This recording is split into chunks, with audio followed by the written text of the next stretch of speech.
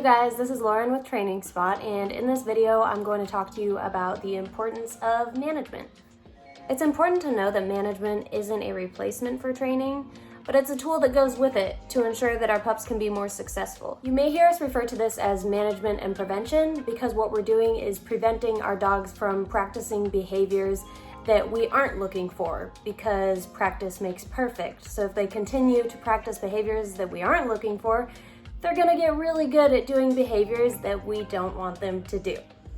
An example of management when it comes to loose leash walking would be having two different types of equipment. This would include a harness and a collar. For example, if your end goal is to walk your dog nicely with a loose leash on their collar, you want to have a piece of equipment secondary that you use in instances in which you are just managing your dog. For example, on walks in which you don't intend on training, or times that you just get a little bit too frustrated and you just want to switch it up from the collar to the harness. That way you can switch into a mode that is just management mode.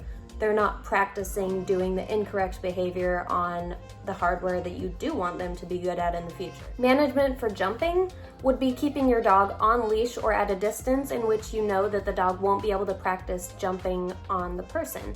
So if this is out on the street and you're on a walk and someone asks to meet your dog, it might not necessarily mean that we get to have them meet that day.